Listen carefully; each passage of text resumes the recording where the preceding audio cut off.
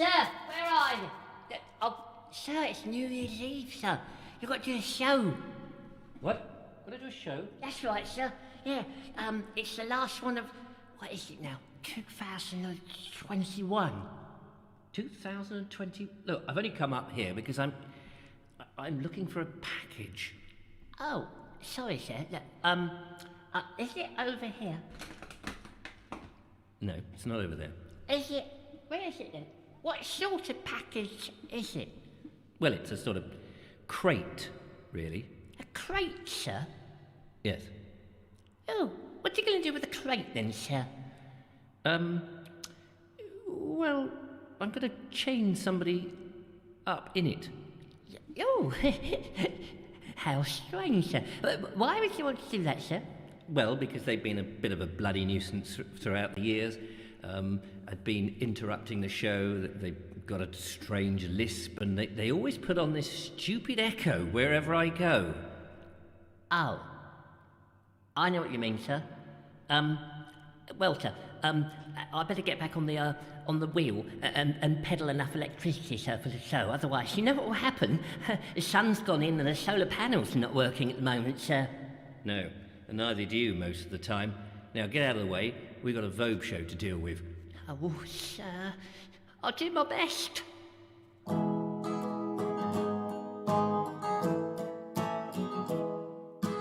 I'm the bold explorer, camera in my hand. I wander through the countryside, discovering this land. I share it with my followers, I hope they're satisfied, because there is no better way to while away this time. I visit many places and share so many things, from church spires to woolly sheep and all things in between. And when the walk is over, my work it's just begun. I sit inside my studio and start to have some fun. I put my shows together to show them on the web, to all my faithful followers, for this it must be said.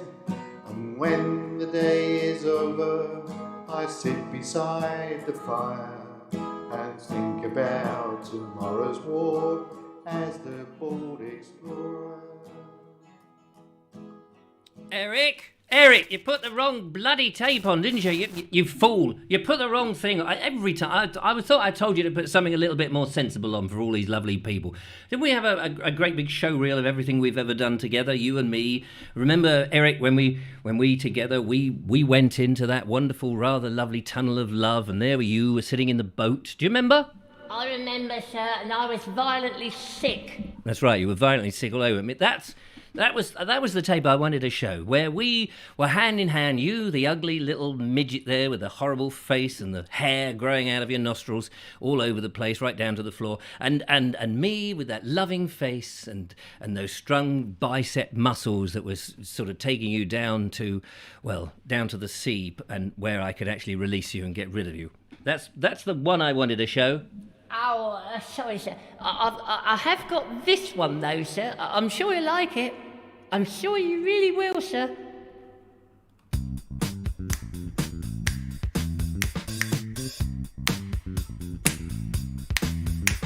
I was walking through the forest in the month of May. The breeze was blowing and the trees did sway. I heard a rustle in the underbush and watched as a badger ran out with a whoosh. He stepped right in front of me and I heard him say, I sat on a ferret the other day. I was sitting in the county park eating chips. The sun was blazing, rabbits licking their lips. I heard that rustle from the flower bed. Same old badger romped out of the shed. He zipped to me across the lawn and thrust a paw up to stifle a yawn and said, I sat on a ferret the other day. I sat on a ferret whilst eating hay. I sat on a ferret, didn't you hear me say? I I sat on a ferret the other day. I was working in the forest, chopping wood, stacking logs, feeling generally good. Again that rustle made me glance around. By now it was a familiar sound. The badger just grinned. You know what he said? I sat on a ferret the other day. I sat on a ferret the other day. That's true. I sat on a ferret the other day. Well, I don't know why he's telling me this. I mean, he came up to me out of nowhere, just out of the ground. Suddenly, there he is in front of me. I sat on a ferret. Well, that's nothing to do with me, is it? It's your lookout. If you want to sit on a ferret, entirely up to you. I mean, please don't keep nagging me, pestering me. Ferret? Who wants to sit on a ferret anyway? Horrible little smirky little creatures. I wouldn't have one if you paid me.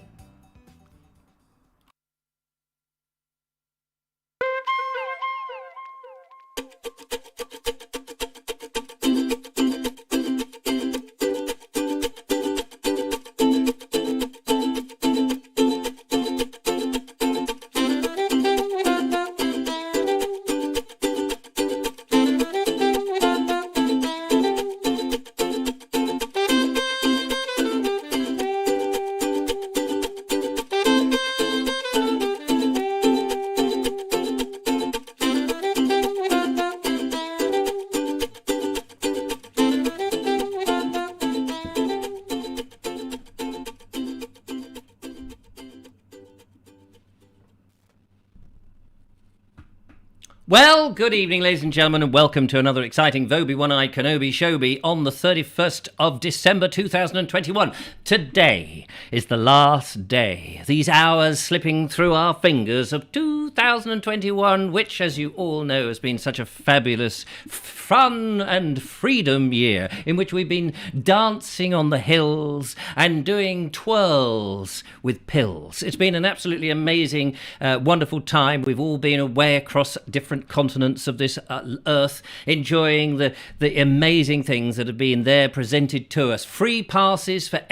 Hang on a minute, am I reading... Sorry, this is next year, 2020. Sorry, I was reading the script, sorry, for 2022, in which this dreadful, nasty virus has long gone. We've forgotten about it, erased it from our memory, and we no longer know what's going on. Yes, this is the year in which all sorts of odd things happen. But, ladies and gentlemen, the Vobes Show has been here throughout it all, trying to keep you entertained in one form or another. And like I don't know, demented mice, you've come back for more, week after week, being hypnotised by the chief mesmerist himself, the old Vobie One-Eyed Kenobi.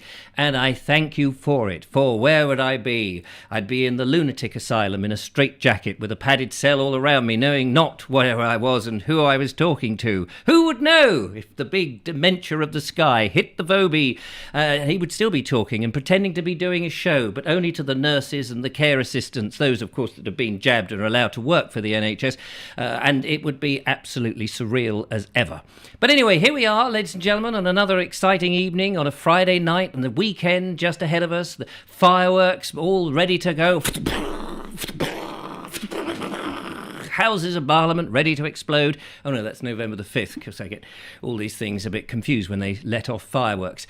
So here we are. And now tonight, ladies and gentlemen, I have absolutely 100% a fantastic unplanned show for you, with only those two videos that you just saw that I put in at the beginning. Plus, it mustn't be late to say, the wonderful Bernie has an exciting video at Portmeirion, and Bonnie shows us some strange shots of random shots of Jersey for no reason other than she had her camera with her. But we don't mind, because that's the kind of show it is. We have a phone call already on the show, so let's welcome the caller to the show. Hello, how are you? Hello, Richard. Daniel. How are you doing? Hello, Daniel. Lovely to talk to you. How the devil are you? Yeah, I'm right, thank you. How are you? Yeah, no, I'm very well. I'm all very excited. Are you going to be up for the big night tonight and welcoming in the year? I'll try and stay if I can, yeah. Yeah, I should be fast asleep in bed. I will have cotton wool in my ears, trying not to have these stupid noises that go off on the wrong time of the year. Yeah, exactly, yeah. One's got to do that. What's the best thing of 2021 that's happened to you this last year, and what are you looking forward to in 2022? Right. I've just completed a walk, a 60-mile challenge, and I did it. I did it in 29 days, and I did 65 miles in total. 60. So hang on, let me just get this into my little tiny bonds there. Get the old cabbage brain working, fermenting, and doing all its things. You did 60-something miles.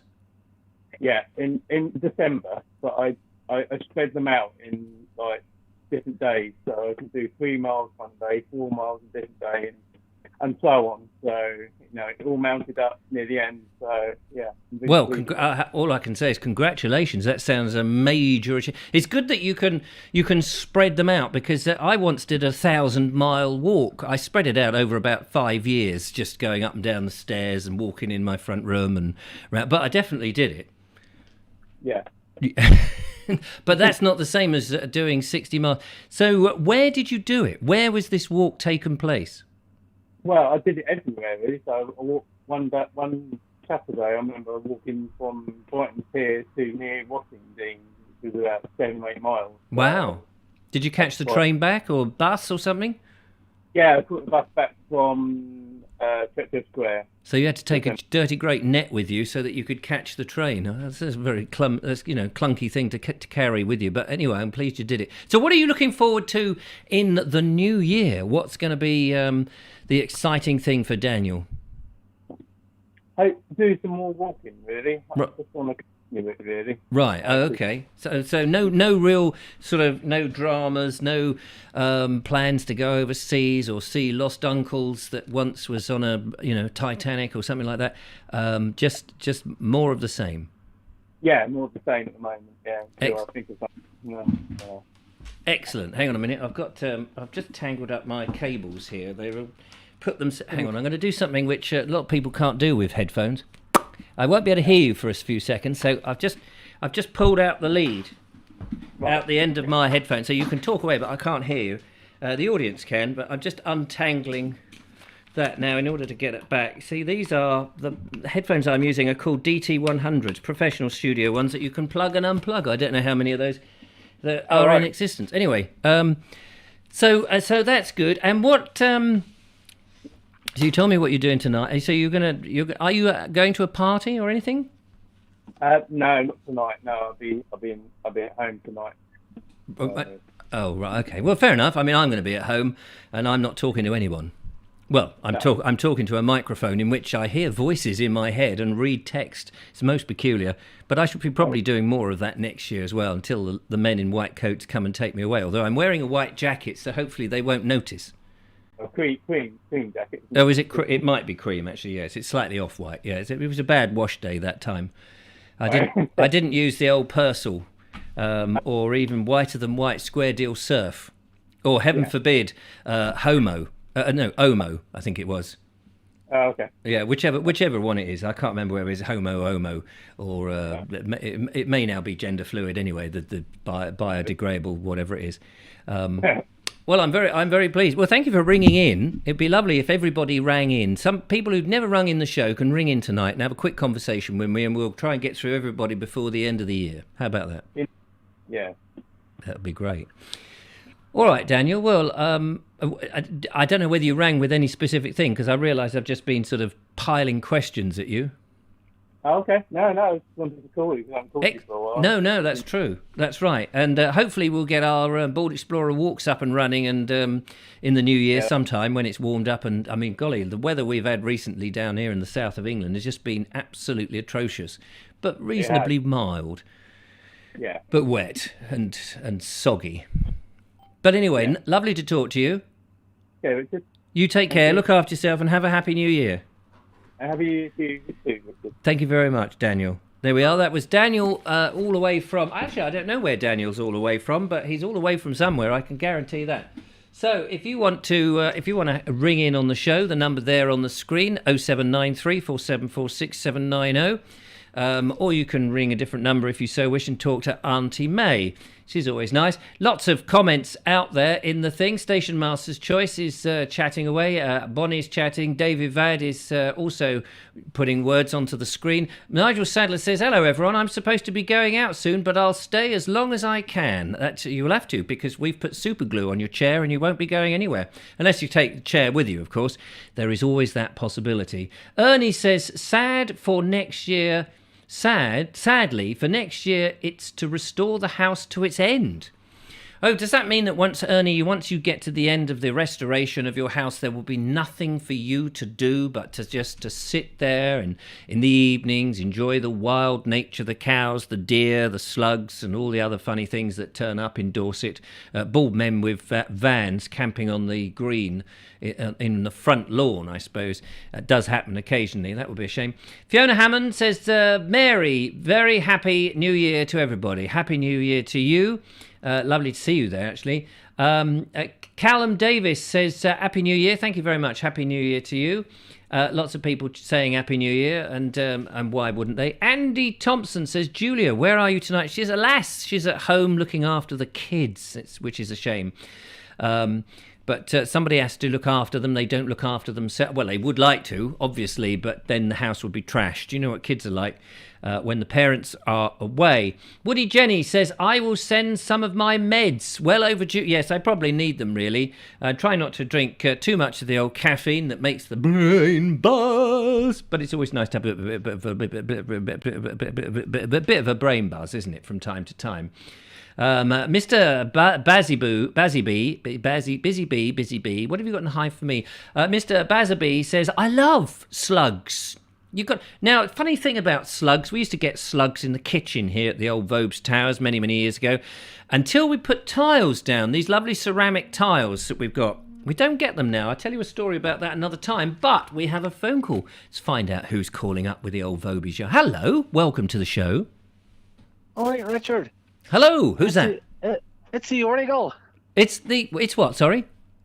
It's the Origal. It's the Richard show. Oh, lovely. How are you? I just phoned up to wish you and the lovely Julia a happy new year. That's very kind of you. Thank you very much. What are you up to? Nothing. Just in hibernation with old COVID. Oh, in hibernation? What, have you got COVID? No, I'm hibernating so I don't get it. Oh, so you don't get it. And are there many people where you have got it? Has it sort of reached your shores? Reached it? It's near wiped the whole shore out. Oh. Every time you turn the TV on, that's all you're hearing. Well, I know. Who turns the TV on? I don't have a television. I mean, the worst thing to do is to own a television these days. You're 100% right there. I feel like giving it back. Yeah, you should do. Get your money back. Spend it on something much more interesting. So, I mean, it's over now, though, isn't it? I mean, even the Boris said it's pretty much over. No, not over here. Not over Northern Ireland. It's still ripe, so it is. Is it? Oh, dear. Oh, it's bad. I think it'll take a couple of weeks over here to get everyone that their booster injection, and hopefully it starts to waver out. I haven't even been up the allotment or nothing. Have you not? No, you're scared to go out in case you catch us.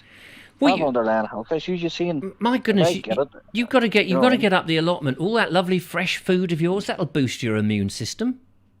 It's all on lockdown at the minute up there anyway. Oh, is it? It's only over winter and stuff you put in. You only got mess about. Like, well, what's growing in an allotment in the weather like this? Surely nothing is to be Have you got rain and miserable up there where you are in Northern Ireland? You get the onions and the garlic. Oh, I love it. Well, there we are. The cold, the split, the frost.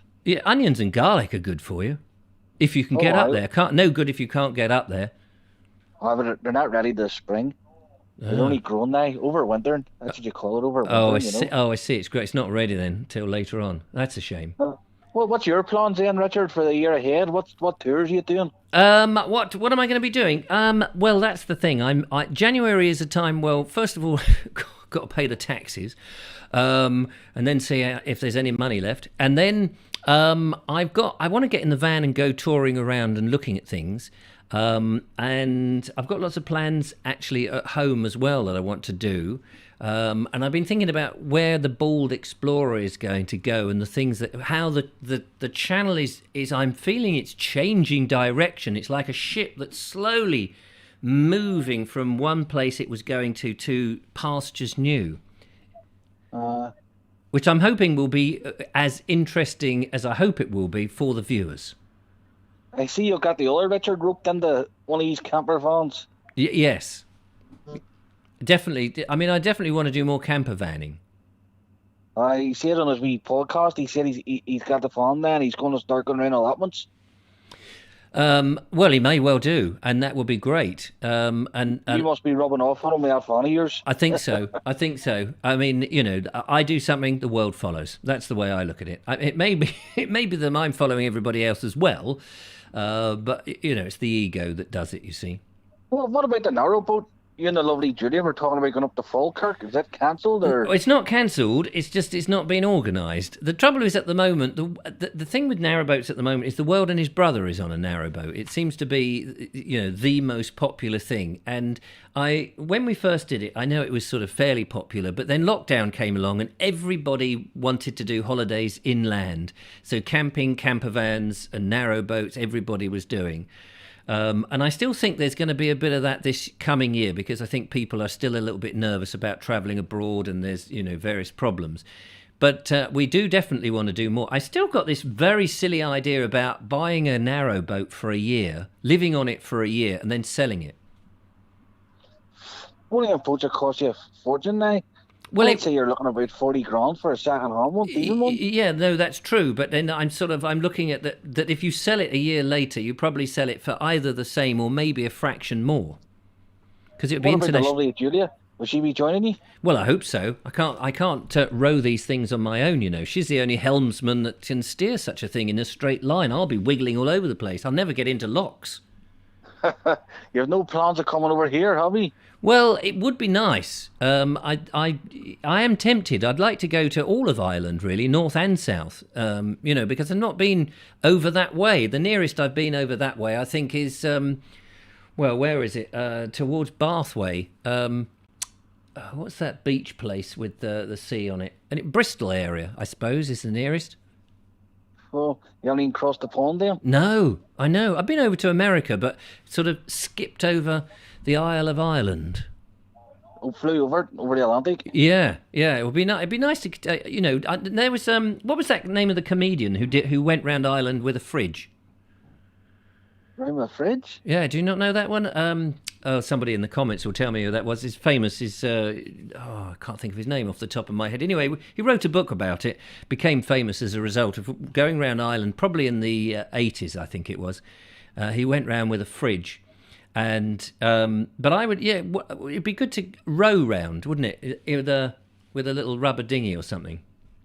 Oh, you'd never get round there.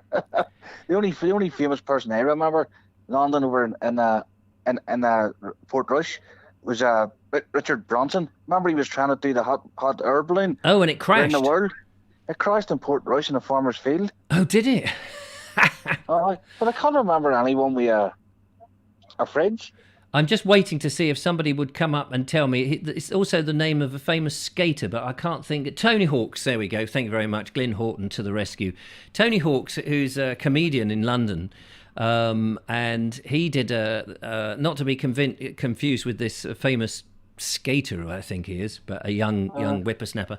And he used to do comedy on the BBC, but I don't know whether he still does that because I don't listen to that anymore. But he did this thing, I think it was in the 80s. It's a famous book, the Round Ireland with a Fridge. I thought he might, repeat that with a washing machine or something. Would have been quite fun. See what you find a lot over here now, Richard. To see these cruise ships, they're starting to come into Belfast more, and people's doing the tours. They call the Troubles tours. Oh, really? Don't you've ever heard of it? Oh, yes. The Troubles. Oh, that's a bit macabre, isn't it?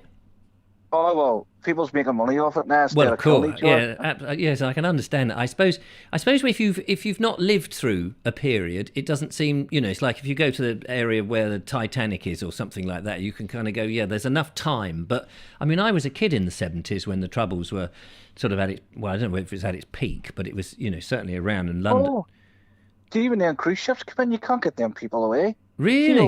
All they're up around the walls, up around the falls, down the Shankill, around where all the hot spots were and all the trouble was, and people's making a fortune off it now, doing the tours. Gosh. You can get on there's buses you jump on that take you up around it and back down it and all. And How Belfast has really sick hit off these as a people tourist. must be. How sick. Oh, there's Bonnie. I've been on the Troubles tours. There you go. Case in Oh, point. I'll tell you how good it is now. It is, you know, they take you around and explain everything and all.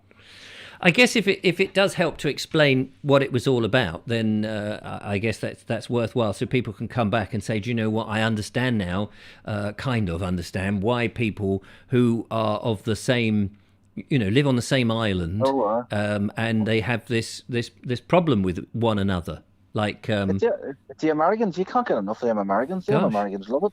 I mean, I mean, I don't really know. I mean, I grew up with the Troubles as something that was like on the telly, and you go, "Oh, bloody hell, not that again." Used to, because I was a kid not interested in politics or anything like that. Wanted to do acting and writing and filmmaking and all those sort of things. And you'd hear all this, and then occasionally I had to go up to London, and of course you just thought, "Oh, they're going to throw bombs at me." You know, this sort of misguided youth who just didn't know what was going on. That's exactly what it was, misguided youth. See now, kids are getting a chance now to go out and do stuff with their lives instead of getting caught up in the drama. Yeah, no, horror. Very sad old times. But you know, we still live in these very sad times where we've got people still, instead of throwing bombs at one another, you know, in London you've got gangs on gangs stabbing one another, and then there was that spate of people throwing acid at each other. I mean, it's very bizarre. Just don't know why people don't start getting along with each other. Yeah, it's You're all here, and they're not going to go away, and you just have to learn to love each other, whether you like it or not. Mind you, that we have the same sort of situation sort of now, don't we, with those who are vaccinated and those who are dirty and horrible and grubby and unvaccinated scum of the earth. Apparently, I'm one of them, by the way. You're not the vaxxer? I'm not vaxxed. No. I used to have a Vax, actually, and it used to be supposed to suck up water, this Vax, and we used to use it in the house, but it was rubbish. So I'd never use a Vax again, to be honest with you. I'm not going to get sucked up the tube of one of those things. It's most peculiar. Do you know, here's a funny thing. Out of the blue, yesterday, I had a letter arrive, no idea who sent it, so I opened it up. I thought, I'm not expecting a little parcel. It was a PCR testing kit. I'd not ordered it. I'd not pinged it. I'd not been pinged. I'd not reported myself as ill or anything like. Just came in the post, out of the blue. So the lovely Julia was here at the time, and I said, I don't know why this has come to me. I threw it in the bin. She said, "Oh, are you going to throw it away?" I said, "Well, I don't need it. What do I want that for? I haven't asked for it." So she said, "Well, I'll have it just in case, you know, one of the kids are ill or whatever, and we need it. It's useful to have." And I said, "Well, you're very welcome." So she went away with it. Oh, you can't be too careful nowadays, but see with the kids and that there, you just don't know what's happening. Well, that's right. Well, hopefully we won't have a repeat this year coming tomorrow of what happened at the beginning last year, where all the kids were off for about 8 years. Fingers crossed we're not locked up prisoners no more. No, I don't think that we will stand it. People will not put up with it. I think now we've got through this. We'll wait for the next crisis and the next bag of lies to come down the channel, and we'll all be told something else is frightening. I mean, we're still supposed to be frightened about global warming. That's, you know, that'll come back, and the green agenda and all this sort of nonsense. And we always, I think we people always need to have something to be frightened by. So it seems. Scaremongering. Yeah. The government make the scaremonger. That's all it is. But ultimately, I think people just wake up and go, well, actually, none of this really happened, did it? The Maldives is still there. That was supposed to have sunk years ago. The Isle of Wight is still there. The seas, you know, they show these pictures of Big Ben underwater. It's like, no, it's not actually underwater all that time. So who knows? It's all good fun though. It keeps us in our place. It does. It keeps you active and something to talk about. Yeah. But fingers crossed, you and the lovely Julia can get out and start touring a bit this year. Well, I certainly hope so. And I'm determined more than ever. I'm kitted out the van. I've got some more little bits to do, but we will be away. Anyway, listen, I better move on. Yes. Thank you very much for the enjoyment you've given us the whole year now, Richard. It's my pleasure. And tell the lovely Julia the exact same. Yes. It's been a pleasure. You've kept us all entertained. And let's hope next year's even better. Oh, bless you. Thank you so much. Look after yourself, won't you? God bless you and the lovely Julia. Yeah. God bless. Thank you very much. Take care. God bless, son. Look after yourself. Yes, bye. Bye-bye. Oh, how lovely is that? All the way from wonderful Northern Ireland. And God bless to you. I must get over there, actually. I must, it's a shame, really. I've never been over there. Parents never took me over there. It's part of the British Isles. And really should get over there. It would be lovely. Thank you so much. Lots of interesting comments coming out there. What have we got? Kerry Baldwin says, did anyone see Boris' New Year message today? Basically, it was get vaxxed. Yes, and actually, my message to him is get vaxxed too yourself.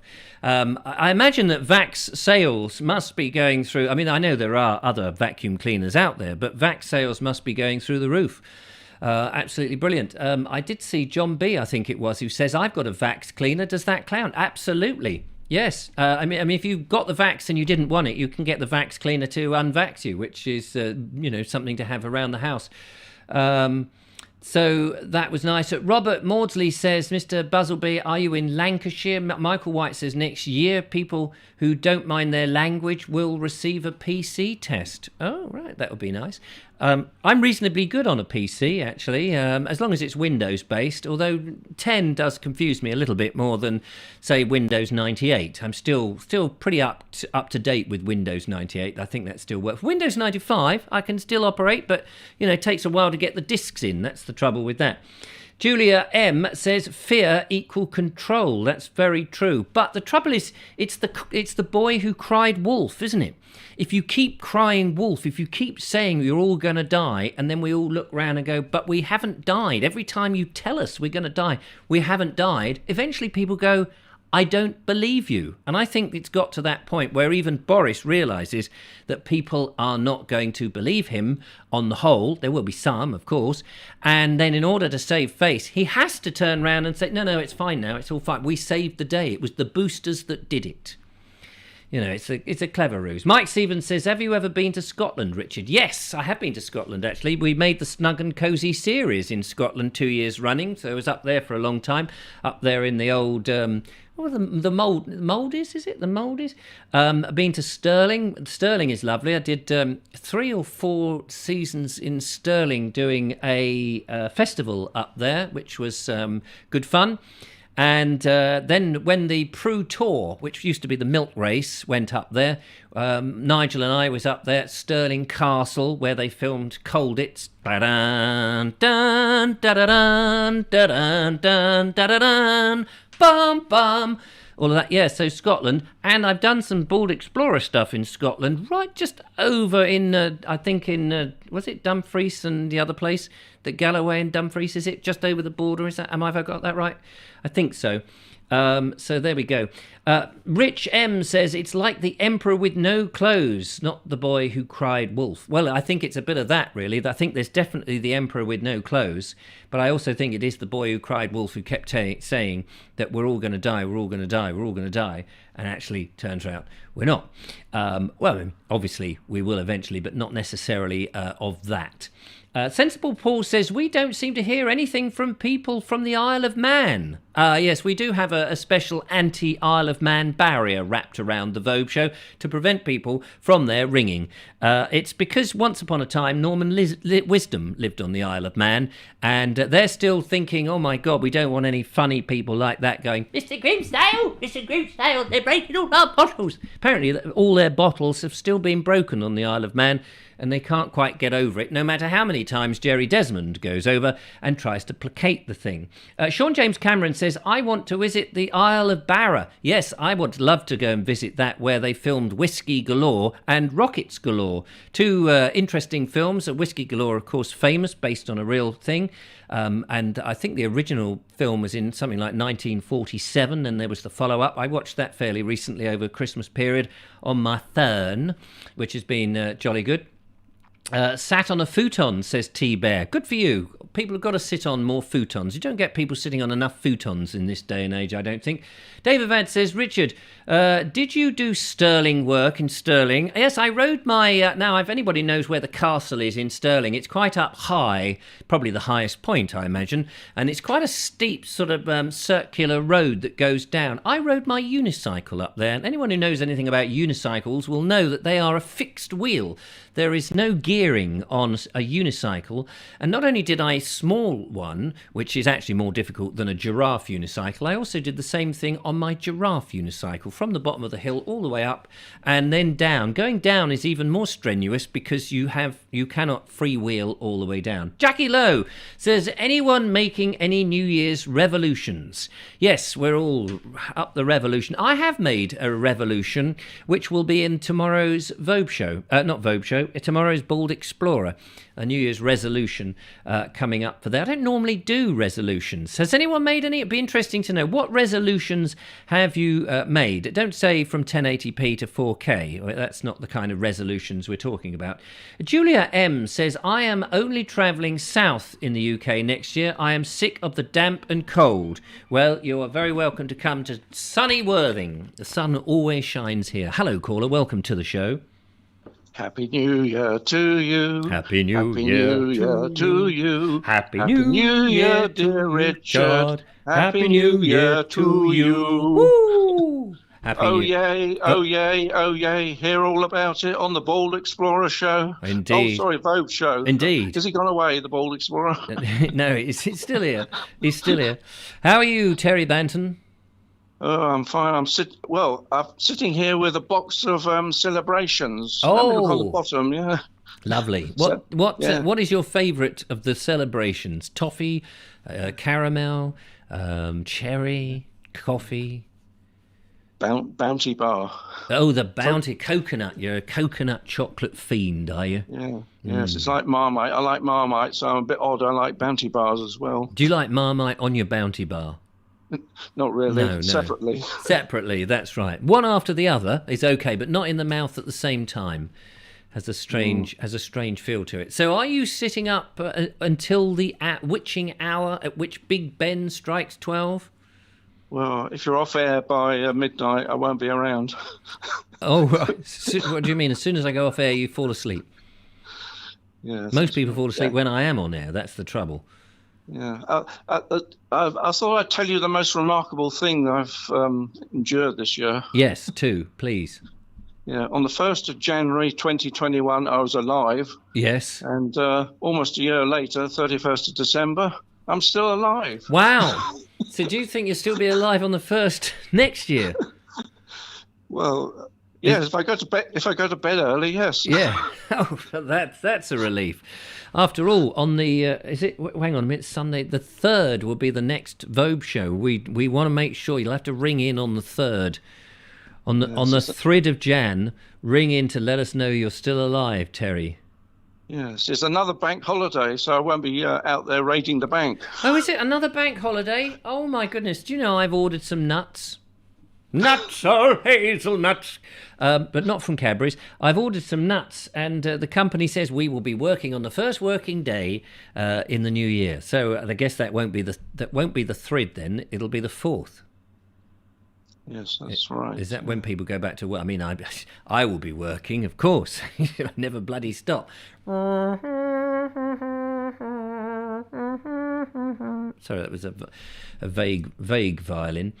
So have you? What plans have you got for the next year, other than surviving it? Are you going on holiday? Will you be going somewhere? Are we taking up a new hobby? Oh, it's no. I would like to go abroad. It's about 2 years since I was in Thailand. Oh, what do you do in Thailand? I mean, we used to have shops, Thai Rack. Is that no good? Oh no, you can't get to them anymore.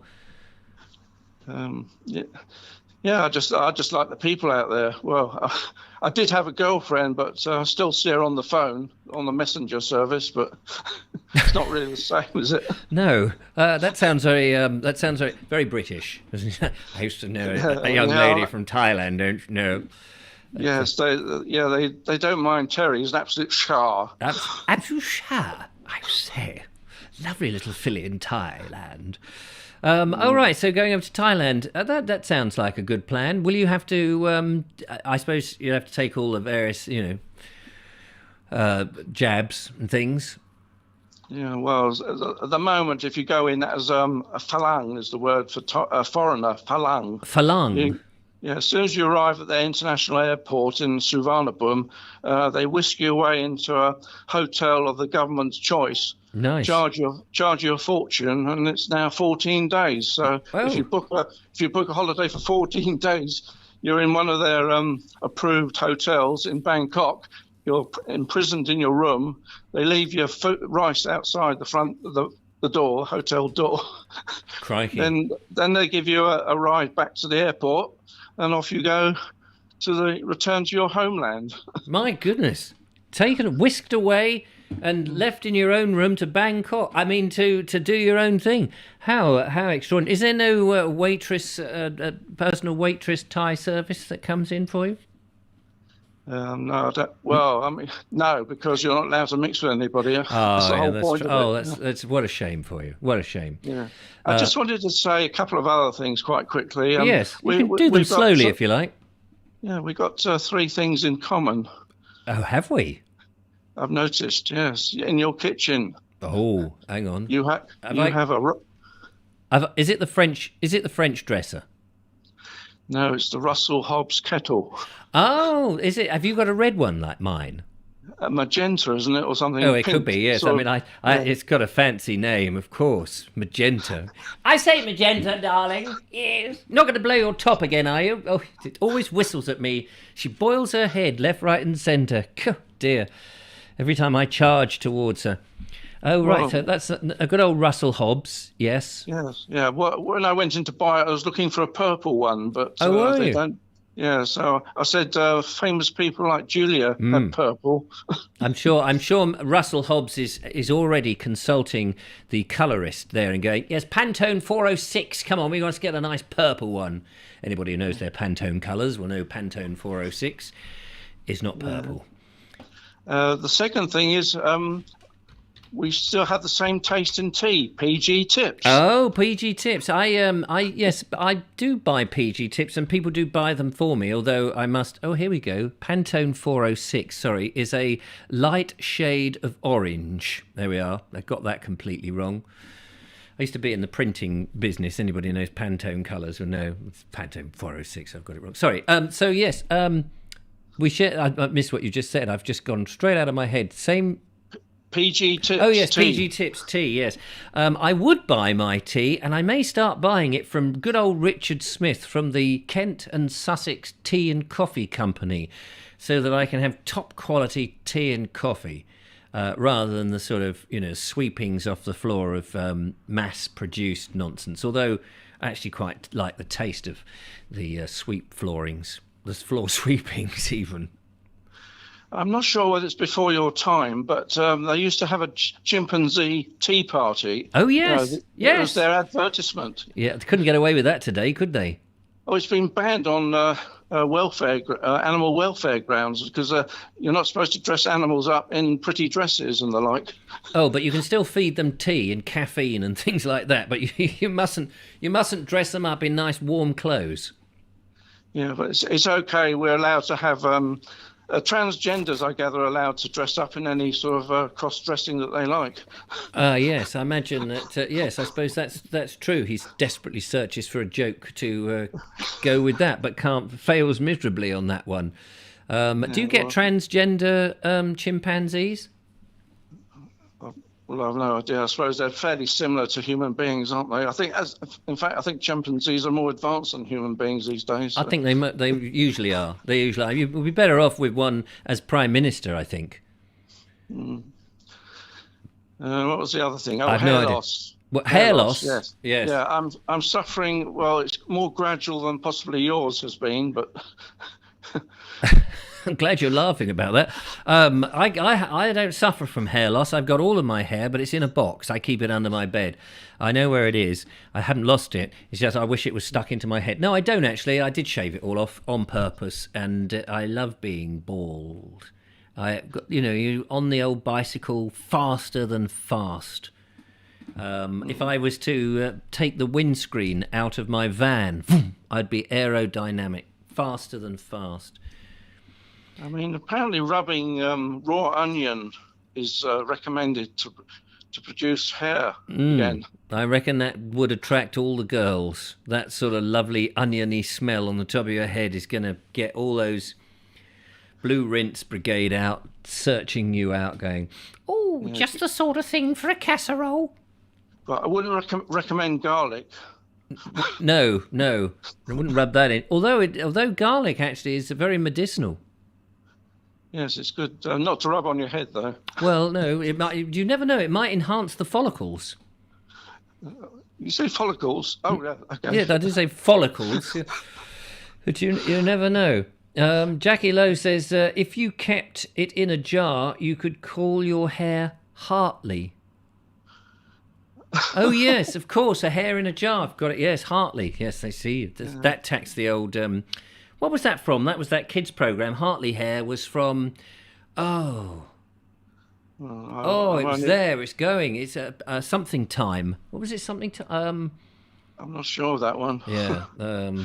I know about Hartley's jam, but... Yes.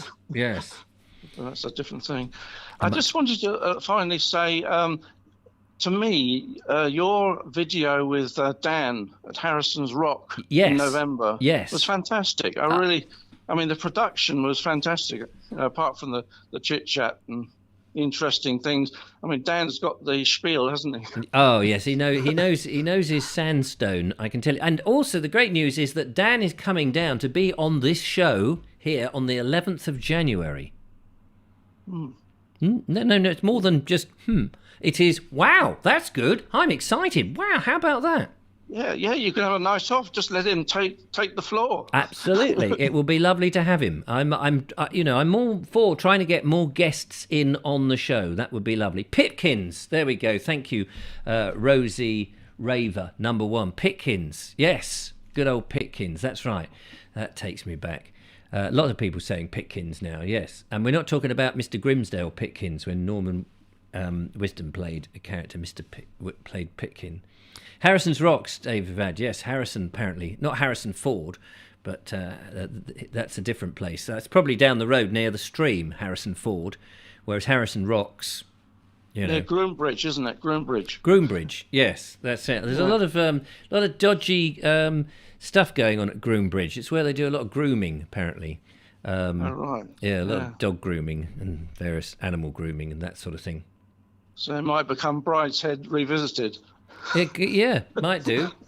Brides and Grooms, yeah. Oh, yeah, Brian's very good, very good. Brides and Grooms, yeah. Yeah, very nice. You might be interested to know that Les Dawson was my idol as a stand-up comedian. Unfortunately, passed away in 1993. Oh, did he? Who's been your idol since? Richard Vobes. Gosh, since then. So what was it about Les Dawson then? I think it's the way he kept us straight. I mean, you're familiar with his stuff, I guess. Oh, of course, yes. I remember him. Well, apart from the mother-in-law jokes, which were very pertinent to me at the time. Oh, were they? Yeah. I used to like his mother-in-law. I do remember him doing a mother-in-law joke where he said, we went round the mother-in-law. To get round the mother-in-law, you always had to take sandwiches. She was so big, you had to take sandwiches, something like that. I can't remember. It was yes. I mean, any mother-in-laws out there who are totally offended by that, please write into the estate of Les Dawson. Don't write to me. None of my business. Yeah, better be careful with the YouTube algorithm. Well, yes, the YouTube algorithm can do its thing. He was very droll, very cleverly droll. He very rarely smiled, which is probably... Yes. That way everybody felt sorry for him and smiled and laughed back. Yeah, I mean, he was good on blankety blank. Blankety blank, blankety blank, blankety blank, blankety blank, blankety blank. Oh, blankety blank. Super match game. As Terry, isn't it? Oh, Wogan. Oh, yeah, Wogan did it, but then Les Dawson did it afterwards, didn't he? Yeah, I think, yeah. So you had your Terry on just before me. I better sign off now. It's 8:45, isn't it? You want to hear from other people. Yes, definitely do. Thank you very much, Terry. Lovely to talk to you, though. Yeah, keep up the good work, Julia. She's my princess in virtuality. Oh, good. Yes, I think she's everyone's princess on the Vobes Show. Definitely. Well, look after yourself. Happy New Year to you, Terry. Yeah, and to you. Cheers. Take care. Bye. Bye. There we are, Terry Banton in jolly old South Water and enjoying every last moment of the new year, celebrating the fact that he's still alive. Little encouragement is fine, mind you, says the lovely Julia. No one should be pressured into calling. Of course, no, please don't call if you don't want to call. Don't worry about me. I'll just sit here on my own like Billy No Mates. It's such a beautiful thing when a brand new caller builds up the courage without being asked. Oh, is that going on in the chat room? Please don't badger people in the chat room. That's not very polite, is it, on our last show? Thank you very much to everybody who's chatting away in the chat room. Bonnie says Chinese eunuchs kept their bits in a box close by so they could be buried whole. Well, I keep my bits in a bag, but let's not get personal. I hope that my bag will be buried with me. I don't know whether I want to be buried or cremated or just stuffed. I feel that actually when I go, I mean, it's perfectly legal to have your member of the deceased stuffed. And you could have, I would like to be stuck, in a little area with a camera on one hand and a microphone in the other with, sort of people so that my children could cart me out wherever and say, here, oh, come into a little memory of my dad, little memorial of dad. There he is. And then underneath would be played a little bit of, hello and welcome to the Vobes Show. You've come in here. Now, I may be stone dead, but you're enjoying this and this. And remember when I did that? This was hilarious. I think that would be nice. Something to hold on to, wouldn't it? Unless there was a fire. Hello, welcome to the Vobes Show. Who's this calling in? Hello, Sir Richard. My first time of calling. Oh, hello to you. And who is this calling for the first time? As if you didn't know. I didn't know. Is it Alan Sandell? Yes, got my phone back Well, I thought to again. myself, we won't be hearing from Alan. What a shame, because his phone is what a defunct. shame, now you are. Yes, that's what I thought. God, what a shame he's rung in. So, What a shame he's rung in. what was wrong with your sodding phone? It wouldn't switch on. Oh, you could have then waited until tomorrow, couldn't it? But then about 10 hours later, it did. Oh, well, phones are like that. They're temperamental. It probably saved you a fortune, because you probably spend a load of money ringing people on it. No, but I had a lovely evening, party evening with my family, having takeaway Chinese for the first time in years and years and years. And what did the Chinese think about that? I imagine that they weren't very happy.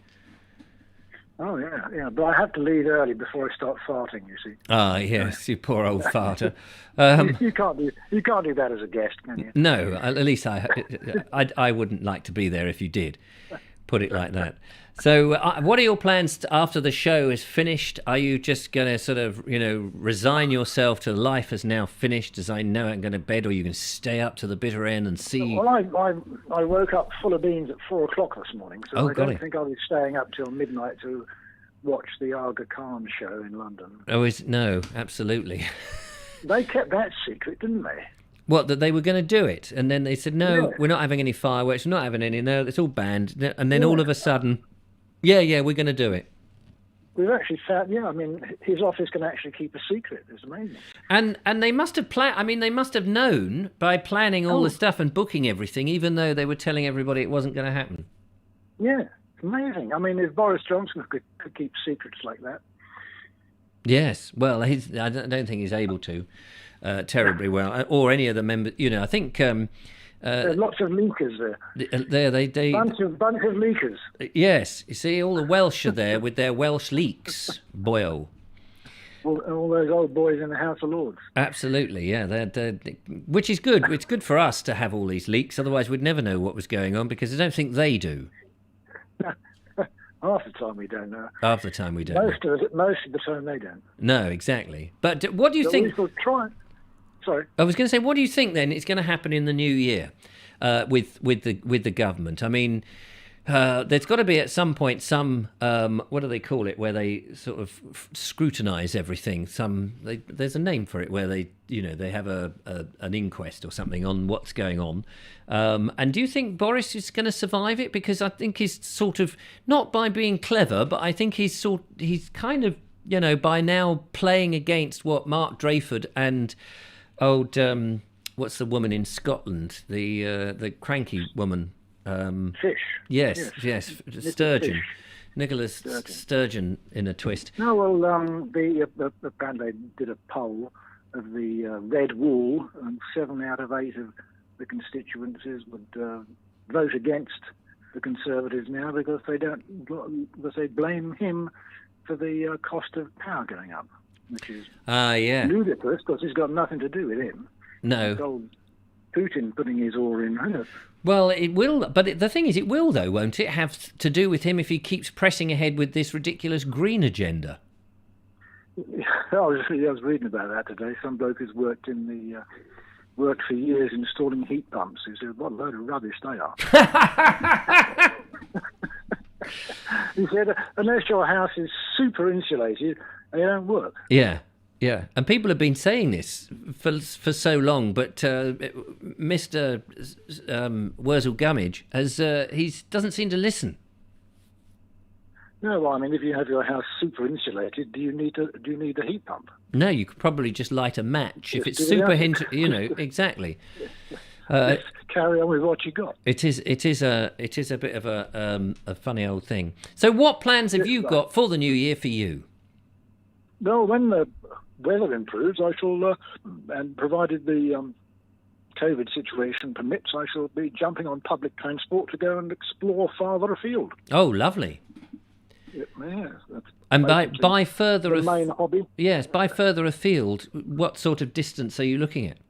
Oh, well, so far I've only explored during the summer and early autumn. I only really explored places I could walk to. Right. But and occasionally cycle to. But so I shall do a bit with cycling further, and do a bit of jumping on public transport as I don't have a car, and just gradually work my way out from where I live. It's a bit difficult to get around by public transport. In order to get from A to B, you have to go via X, Y, and Z. Yes. But cycling, I mean, you must be super fit in the Surrey Hills. No. Cycling up and down the. Yeah. I have to walk up them. Oh. My legs will never go up Surrey Hills again. They never used to. Surrey isn't Surrey. It's full of cyclists now, though, isn't it? It's absolutely jams since they had the Olympics. Because they did a bit, didn't they? Do a bit near Dorking or something. They were certainly on the A22. They went up Box Hill a few times. But, and now, of course, the World and His Brother is out there with mechanical two wheels in Lycra. Now, they used to hold a Surrey race every year, but the Surrey County Council has said we've had enough of that. I hope when you go out, you've got tweeds and +4 and a beautiful, lovely flat cap when you go out. I hope you're not wearing all this horrible mechanical modern rubbish. No, I haven't got anything fancy, no. No, good. I don't want to look like an old prat. No. I mean, I think, all this. I mean, do you have a beard? No. You see, most cyclists you see of about 50, 60 on their bikes, on their brand new bikes in Lycra, they've all got these Van Dyke beards.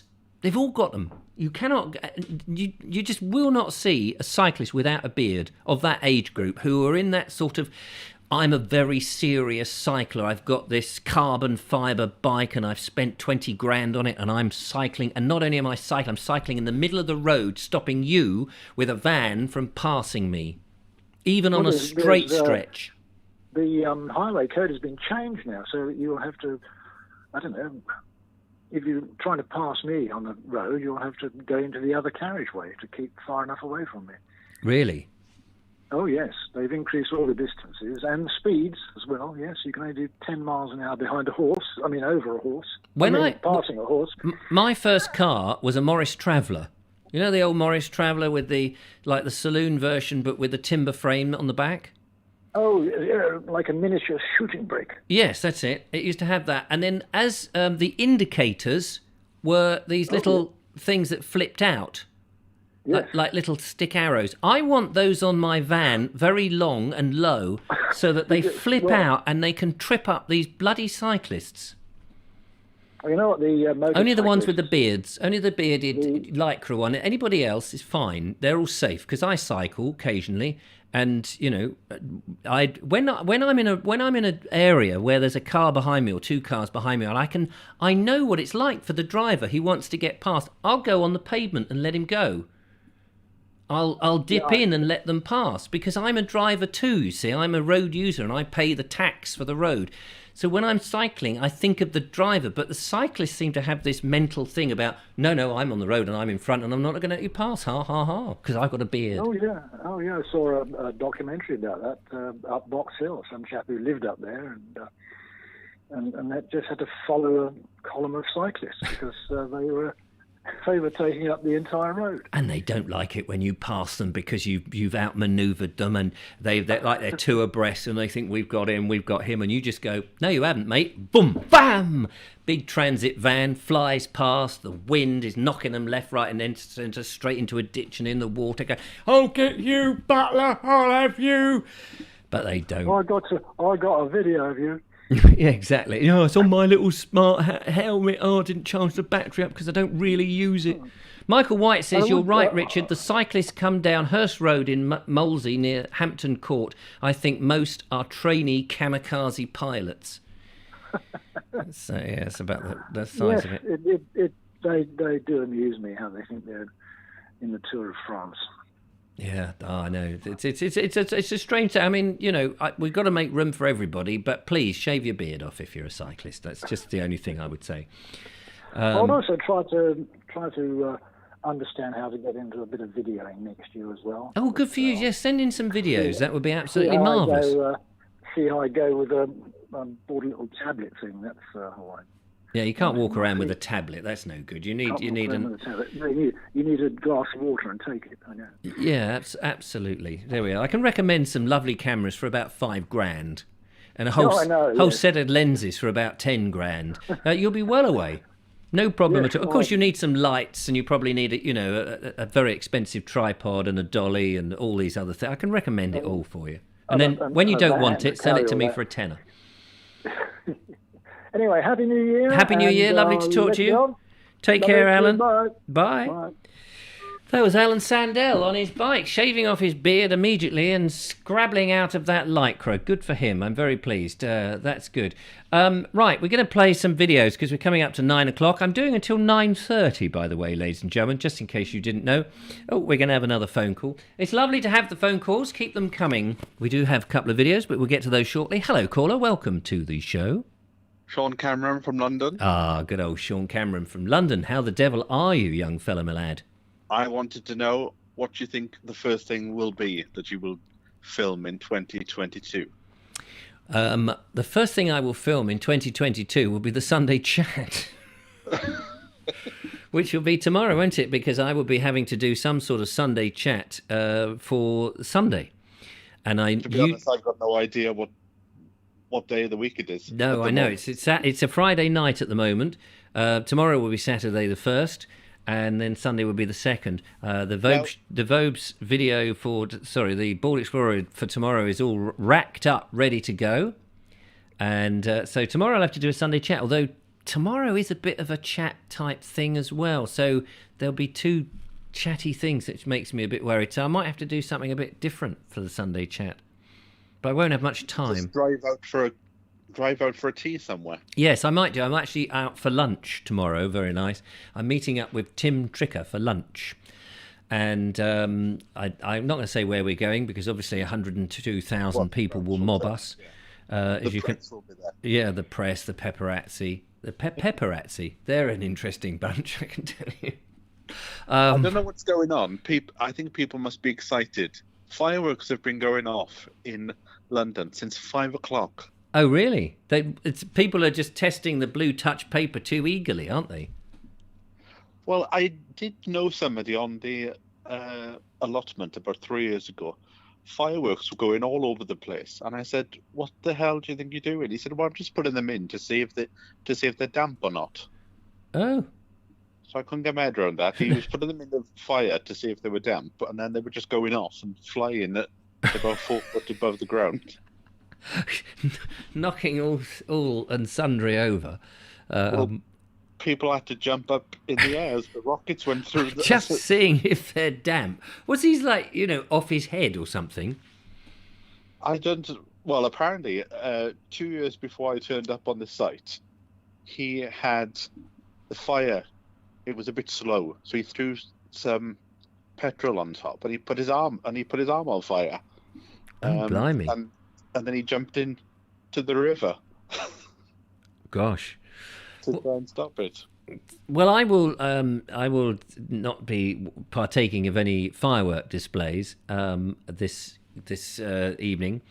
My neighbour did knock on the door earlier this evening and said, just to let you know, we're having a party tonight, and if the noise gets too much, do let us know and we'll tone it down. And I thought, yeah, who actually does tone it down? And, you know, what he's merely saying is, please don't knock on the door if we're having a righto rumpus. And I said, oh, that's all right. Enjoy your party. I said, I have been looking for my invite. I couldn't find it. And then he was like, quite horrified. Oh, well, no, come round if you want. It's like, no, it's all right. I've got the Vobes Show, mate. I've got my own party. I sit up here on my own. Go around at 10 to 12 and just say, I'm off to bed now, if you can turn the music Yeah, can you turn it all down? By the way, I know where your water is, and I'm turning that off because I had to turn his... Oh, no, it wasn't... He was... No, it was somebody else. It was another neighbour. I turned his water on. Yeah, I could just turn out there and say, if you don't turn it off, I'm going to cut your mains. Your electric. Well, I'm going to be in bed. I went into London once because I worked on a ship.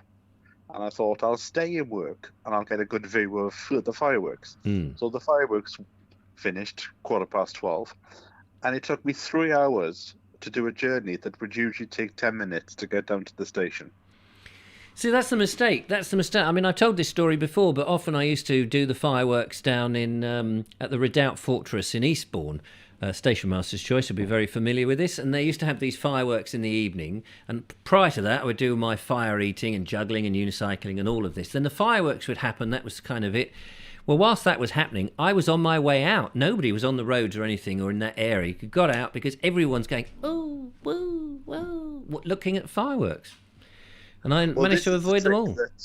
I worked with Celine Dion years ago, like 15 years ago. Does she drop your name whenever she goes around and says, you know, I used to work with Sean James Cameron at one point. Oh, yeah. Yeah. And that's when I learned that when they sing the last song and they go off stage and the music still carries on playing for about 4 minutes, by the time you've come out and you've gone around to stage door, she had gone. Yeah. Well, they're not daft, are they? You know, just walk off stage, jump in the car and gone. And gone. That's the way to do it. And that's where I'm going to go now because my phone is just about to die on me. Oh, beg yours. So, Happy New Year. Happy New Year to you. And hopefully I'll speak to you in 2022. Yes, I will. I'll speak to you next year. Take care. Bye for now. Bye-bye. There we are. The lovely Sean James Cameron ringing in. How lovely to have all these wonderful phone calls coming up. Now, we'll just have a slight pause because we've got some videos to play in on tonight's show. So, in no particular order... we have some random shots of Jersey. I'm in St Albans Harbour, Jersey. The tide's out, as you can see. All the boats are stranded up on their blocks. It's a nice little harbour. And that's the old Courthouse Hotel.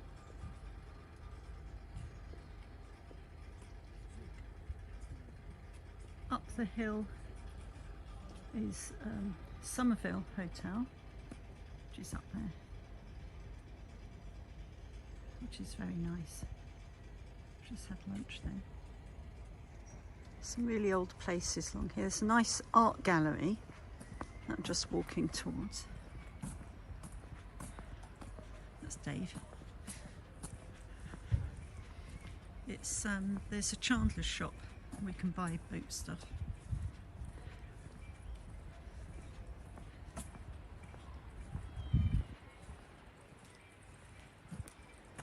There's the rescue place over there.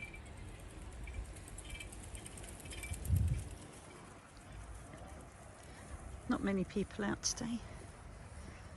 People still recovering from Christmas lunch, I think.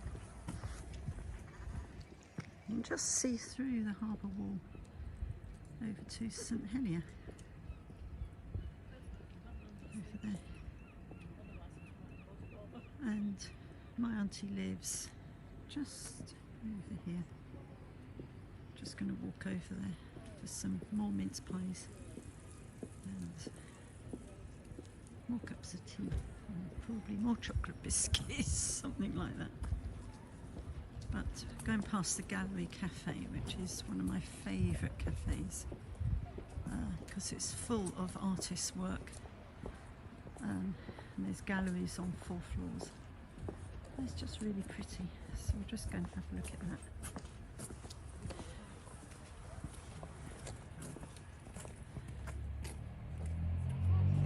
A few people out and about looking.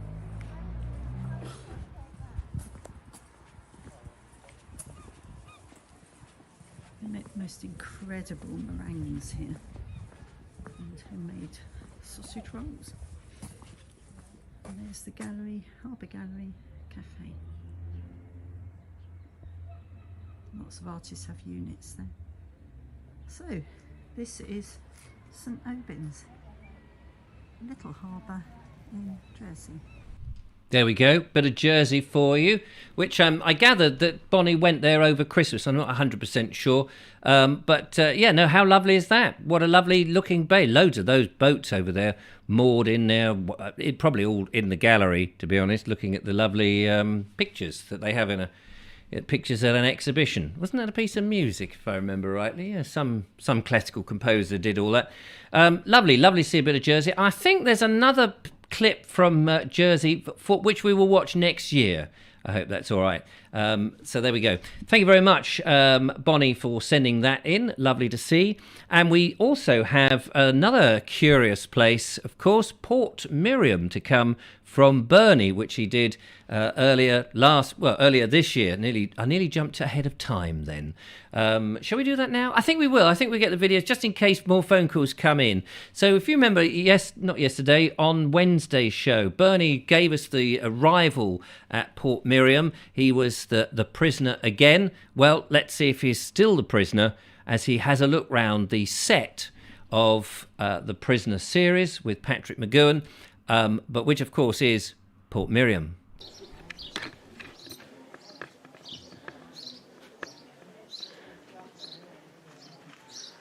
I am not a number. I am a human being. And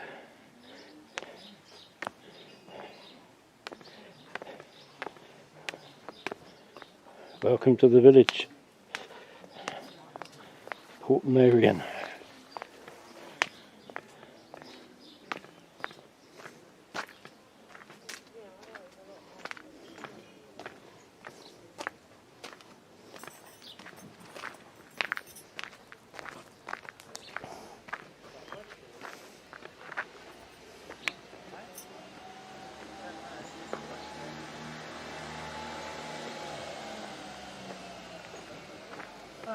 Oyster catcher and little egret.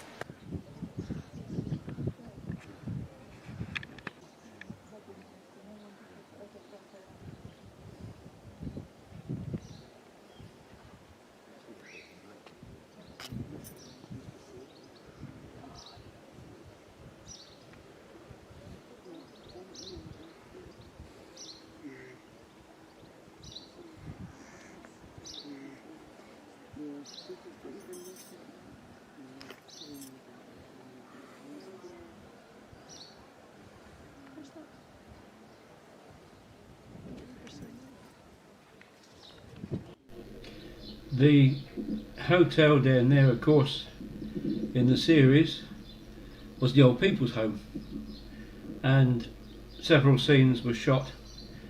We recall the prisoner playing chess, I think it was, with the salty old sea dog chappie.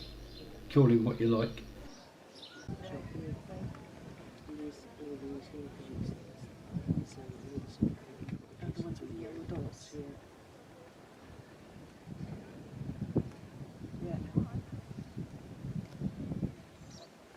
Oh yeah, there's the stairs we came down. Yeah. So, it was there. Yeah.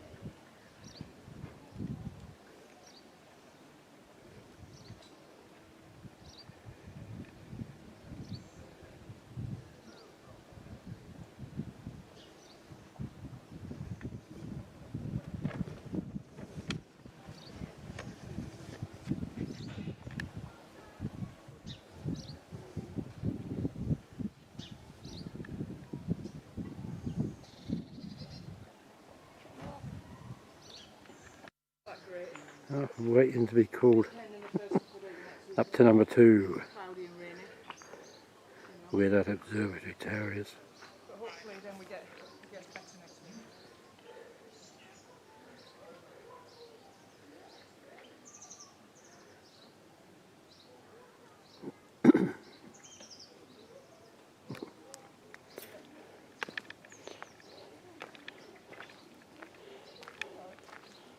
Number 6, please go for tea with number 2, thank you.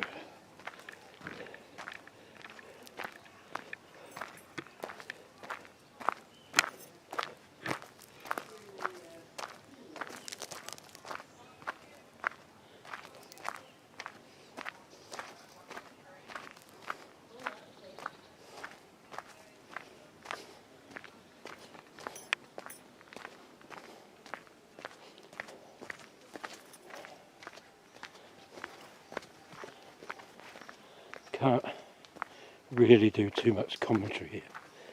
There's just too many people about.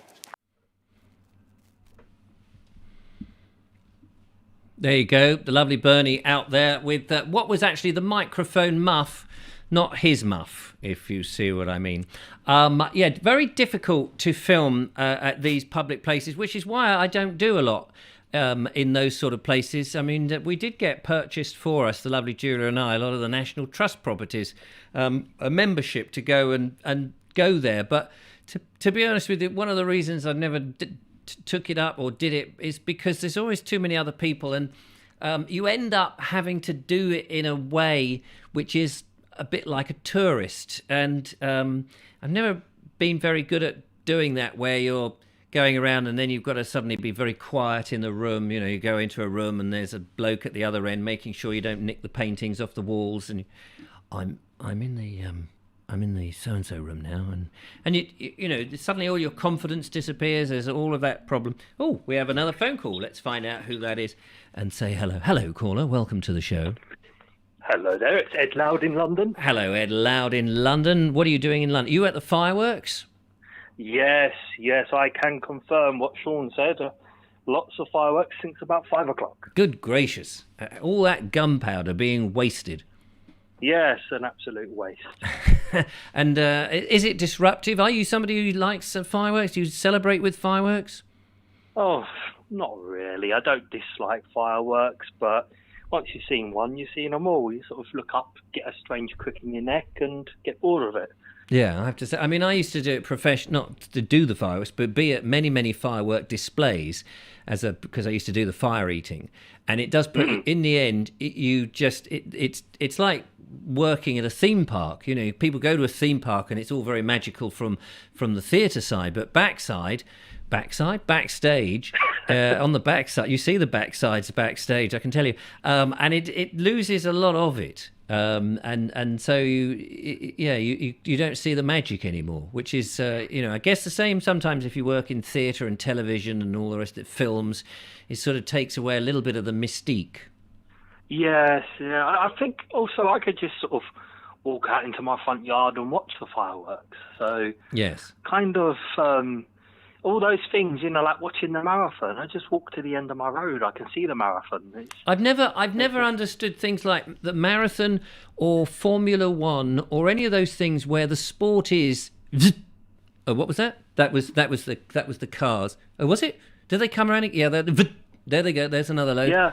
And people sit there and they paid whatever money and they sit there and. Was that shoemaker? No, that was boot cobbler. Oh, boot cobbler, I like him. Yeah, James Hunt was the last one I really remember. He was quite good, old James Hunt. Although he never knew where he was going because he was too busy hunting for the route. Anyway, that was a bad joke. Took a gun. I should have said he took a gun. No, that would have been Shogun. My friend Kim always tells the story of how he lost a woman to James Hunt. Oh. So, yes. But no shame in that. No, I guess not. James Hunt. I guess not. Whatever happened to him? Oh, goodness. Has he gone now? Has he gone to meet the... I think he's gone to that great racetrack in the sky, but I'm sure the comments will correct me if I'm wrong. Yeah, but every now and again, on the anniversary of some big race that he might have done, did he do Le Mans or things like that? Was it Le Mans, whatever it's called? Oh, I only know of him from the Formula One. Right. I wouldn't be surprised if he dabbled his hands in all sorts of racing, Le Mans and what's that Indy racing they have in America, and washing machines and all sorts. I don't really know much about James Hunt, but he was in the Italian Job, wasn't he? Was he?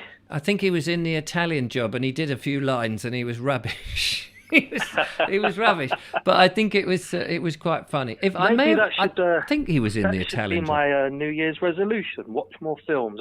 I'm really terrible at films. I'm pretty good with knowing music, but films I'm very poor at, and people are always referencing old films and stuff, and I've got no idea what they're talking about. But I've already decided my New Year's resolution is going to be to get my flat tidy, because I've still got so many dreadful things left over from the days of my granddad and things I brought back from my dad's place, and my little flat in London hasn't got enough room for them. So I think that needs to be my New Year's resolution, to just go through the whole place with a mini tornado. Maybe get that Tasmanian devil thing from the cartoons and just get him to spin around and clear everything out. No, that sounds like perfect. But I've been pottering around the house here with a little bit of spare time in between filming and various things, tidying up and making things nice and tidy, as in tidying up. I just said that. I just said all that. So that's, yeah, I mean, it's nice to sort of get your house in order before the end of the year, isn't it, if you can? Yes, absolutely. And I think my big hope for the year ahead is just that people, especially in the media, don't forget all the sort of key workers. A while back, everyone was sort of saying, "Oh God, I never noticed how important shopkeepers are," and things of that nature. And I thought that was really positive. Hang on, nice something's happened. Hang on, I've just started some. Sorry about that. I pressed a button and the wrong thing. I'll have to watch that on the replay. Yeah, that's it. The ferret song started up for some reason. I was just. Well, I thought that was lovely. So I'm hoping that long continues, and maybe some of the elements of media and social media that are forgetting that now. Sorry, I missed that because I was slightly consumed with the error that I had just made. What was the thing you were talking about? Just my big hope for the year ahead is that people remember. Mainly when I say people, I shouldn't say people, but certain elements of social media and the media go back to remembering that time when we all suddenly realised how important the most overlooked worker is, shop workers and things like that. People who went back to stacking shelves and things like that, they were really important. And I've started to notice a few grumpy faces and a few people moaning all over again.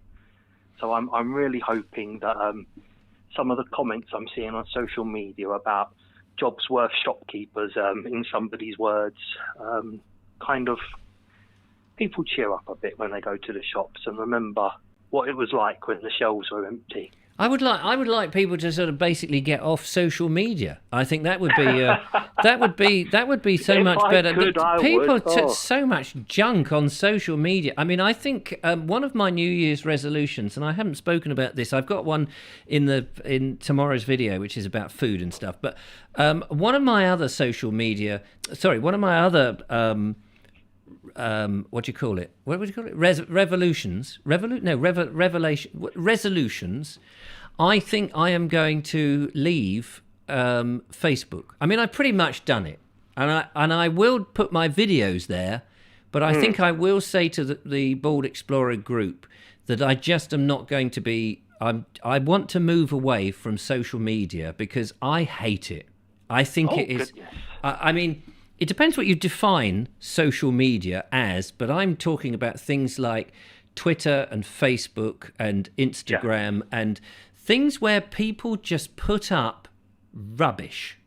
They just, people, why would anybody want to share a picture of their child going to school for the first... I mean, we never used to do that. Don't you think that's weird? It's a weird thing to... I mean, all right, to your friends... Social media was a bit strange. I try and make it work for me. I try and advertise the little charity walks and things that I'm involved in, and that's about it. Well, I think that's... You'll find very little about my life on... I mean, anyone who's seen my Facebook page It is literally just a picture of me, so Yeah. you know it's me. Yeah.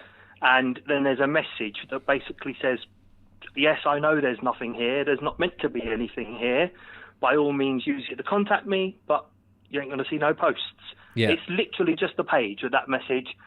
A few people who are watching might follow me on it, and there's never anything there. It's just an empty page. So, well, I think it's laudable to I think it's laudable to promote things where other, I think it has a use as a tool for promoting things that other people might find interesting, or for sharing information about things. But when people post, "This is my dinner," or more particularly when people get very sad or depressed, or they say, "Oh, by the way, I've got cancer," and so that you suddenly get this outpouring from going, "Oh my God, are you all right?" But they're using it in a way to either solicit, I don't know, so that people just pat them on the back and say, "No, it's all right." You just kind of think what you need is some friends in real life, not pretend friends who are virtue signalling and going, if there's let's say some criminal dies in America, for example, by, I don't know, a policeman, and he just happens to be of a different colour to a certain section of the society, and suddenly it becomes a racial thing, and then everybody decides, do you know what, I'm going to virtual signal by putting one colour, or let's say the absence of colour, as their avatar suddenly. Or all this sort of, when we were going through COVID and everyone's going, "Oh, got to love the NHS," and it was just this, or they'll put up a picture of themselves with a piece of mask in front of their mouths, as if that's to signify somehow they are holier than thou. To me, that's abhorrent. And it doesn't prove what that person's thinking in their head at the end of the day. Yes. It's just symbolism. There's a time and a place for symbolism, but once everybody starts doing it, I worry that some people do it because they feel they have to. And I agree. At the same time, if somebody's on social media and they're very, very lonely and they haven't got any friends and they do put out a cry for help, I also think that's almost a statement of the state of the world that we're in, even before COVID, that people become isolated. It's absolutely awful. And sadly, I spend a lot of my time repeating the same telephone number to people, which is 116123. And if anybody ever feels down, you don't have to feel suicidal, but if you just need someone to talk to, a stranger, call the Samaritans, because that's what they're there for. You don't need to go on social media and tell the world all these things that you might wish a few months down the line. Oh, everyone at work knows about that now. I wish I hadn't done that. You can sit in the comfort of your own home in privacy and talk to someone and talk about whatever's on your mind. It makes me so sad when I see people in that situation. And I was in that situation myself, and I wasn't even on social media, so I had nowhere to turn, and it's a heartbreaking situation. But I think a lot of people just do it because they feel they have to. Well, I mean, you worded it so much better than me, Richard. I can't remember what I said now. I mean, the point is, these are my thoughts about social media. Everybody's entitled. You see, the trouble with running something like this is people think that what you're saying is what you think everybody else should think. I don't care what everybody else thinks. If they like social media and want to do it, that's fine. I've got no problem. And I have it's not for me to say to anybody else, you should not do it. Of course they can do it. If they want to stick pictures of whatever they want to stick on social media, or live the way they want to live on and use social media and all the rest of it, that is fine. I'm not saying other people should not do it or it should be banned. I'm saying I don't like it. I don't like seeing that sort of stuff, and I'm going to remove myself from it. That's what I'm saying. But people often misunderstand, and they think, oh, just because he said that, he thinks everybody else should think the same. No, do what you want. It's a free country, or it's relatively free some of the time. And, I think it's fine for other people to do it. I'm just saying these are the reasons why I don't like it. I find it daft, silly, a bit of a thing. But if other people want to do it, but I will still put my videos there, but I probably am going to make a step back from interacting. I used to have Twitter I yeah, hate you it. used to have Twitter, but I've not seen you comment on Twitter for, well, years now. Yeah, I mean, I just find you it's used to horrible. have a television. You don't watch television anymore. It's just a personal choice, isn't it? And I've never heard you have a go at anyone who does the opposite to you. No, I mean, I've always commended you for that, because I've heard people call in and disagree with you, and you haven't just hung the phone up on them. You've listened to their opinion, so you can't say fairer than that. Julia says, I use Facebook to prevent myself from doing something self-destructive. I know it's addictive and can have its flaws, but it's helped me pull my bootstraps up and deal with things because I shone a light on it. And that's great and laudable. And of course, a lot of people have found me through Facebook. But what you'll notice is on Facebook, it's very rare in the last 4 years that I've made many personal posts. Mostly I put my videos on and then I walk away. But it's too much. I find this, for me, when people comment on the videos that I make, you'd have to keep, if I did it on Instagram, there'd be comments there. You'd feel that you'd have to go and talk to those people, the people on Facebook. You'd never get anything done. So I'm just going to sort of do my main channel on YouTube, which is fine. I'll post the videos on Facebook. But that's my New Year's resolution, to move away and reliant on social media. Mm-hmm. I mean, the video's a different thing. It's not hurting anyone. It's your resolution. Yes. Good luck. I'm no And dictator. good I luck can't to tell me anybody else hiding in what my to do. flat. Exactly. You get on with your Anyway, flat. I better move off and make room for another video or another caller. So Yeah, look after Happy New yourself. Year to you all. Happy New Year to you. Take care. Take care. Bye-bye. Bye-bye. There we are. That was Ed Loud. Lovely to talk to him. And people will be thinking about their resolutions and things that they want to do. It's only natural. It's the beginning of another year, and people may not disagree with what people want to do, and may say, "Oh no, you can't do that," or "You shouldn't do that." People do like to tell other people what to do. And just to reiterate, and so I get off that, I'm not telling anybody else what to do. I'm only saying these are the things I don't like, and I don't want to do them, and that's, people have to respect that, just as I respect if people say, well, do you know what, Richard, I don't care what you want to do. We're going to do what we want to do. And that's only fair, and that's fair enough. So there you go. What else have we got? The Station Master's Choices. I was about to say the same. Manage the tool. Don't let it manage you, which makes perfect sense. Ian McCagan says, I have seen someone put on their Facebook, be kind, and they were the ones that trolled me.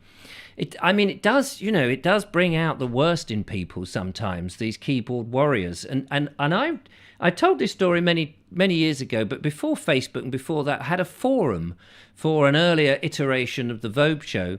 And there was a guy who used to post stuff rather nasty about me, and then he met me, and the first thing he said was, he was a Scottish chap, but not that I'm holding that against him by any means, but he just said, "Oh, Richard, don't worry about the things I put on the forum." And I thought, but you put nasty things on the forum. Why wouldn't I worry about it? But then when he was face to face with me, he was like, "Oh, I'm actually face to face with a person. I wouldn't say those things to him." And for some reason on social media, people are braver than what they would say in real life. And I find that very odd. Julia says people on Facebook can be more savage than anywhere else. Granted. Exactly. And that's one reason, that's the reason why I'm not so interested in it. Rich says, before Facebook, we had forums where people could get support. Facebook is just a control system. And I do remember those forums. As I say, I had one. Used to much prefer that than things like Facebook. And sometimes, there still are forums out there, and they're fascinating to go and find. John Smith says, exactly, always the case. Daniel Watkins says, bye, Happy New Year. Bonnie says people in real life are pretty brutal, to be honest, in her experience. I'm sorry that your experience is clearly different from mine. I find most people are actually not so brutal when you talk to. I guess it's how you deal with people. I try to be as charming and friendly to people as possible. Unless, of course, they're being really horrible to me. Leonard Smith says you can always get your lights punched out on Facebook. Yes. You can't get your lights punched out on Facebook. That's true. Let's hope that you don't get your lights punched out. because lights shatter. John Smith says, easy Danny lad, enjoy the new year too. And Audrey Forbes says, night Daniel. And Station Master said, everyone's saying good night to Daniel, which is lovely. Good night, Daniel. And thank you for ringing in. Well, we're fast coming to the end of the show. What have we got now? 2.5 hours or so to the, is it 2.5, 3.5 hours? Facebook 90%, 10% half decent, says John Smith. There we go. End of my show. I'm sure there are lots of other things that people are going to occupy themselves with. I'm afraid I should probably go to bed and be up early. I've got a meal to look forward to with one of my lovely viewers, so thank you very much. So have a nice evening, the rest of it. Enjoy the fireworks if that's your thing. Stay up if you want. Go to bed if you don't. Do whatever you want to do. Go on the social media as much as you like. Thank you to everybody who's been a support of the Vobes Show in the last year. Looking forward to bringing you more entertainment in the year ahead. Whether some of it you agree with, some of it you disagree with, some of it you like, some of it you don't like. You can't please all the people all of the time, and you can only please some of the people some of the time. And if I please anybody at any of the time, then I've done the best I can do. And so thank you so much for being out there when we do the shows. I really appreciate it. I hope you get something from it. And we look forward to seeing you next year. Hopefully there'll be more of the lovely Julia on the show, more guests I'm looking to try and get. We've got Dan from Phoenix History coming in on the 11th. Ricky wants to come back and do some more shows. I know Dumpman wants to come in and do some shows. And I'm sure Mr. Suggett will be here to do some shows next year. So we'll try and go from strength to strength as best we can. We'll try and keep things light as much as we can, unless, of course, the news takes us down rabbit holes that is worthy of exploring. I know not everybody likes it, but, you know, these are the things that are important to me. Then I bring them to the show. And, of course, you know, you don't have to watch any of it. Thank you very much. It's been an absolute joy to sit here and entertain you. Have a great evening. I will see you next year. Look after yourself. Big thanks, of course, to all my contributors, people who've phoned in, people who've made the videos and sent them in. You know who you are. Big thank you for all of that effort. And a big thank you to Julia and Judith, who have kept the moderations going in the chat room, and all of that. And look after yourselves, as I'm sure you will. Take care, and I will see you next year. Till next time, bye-bye.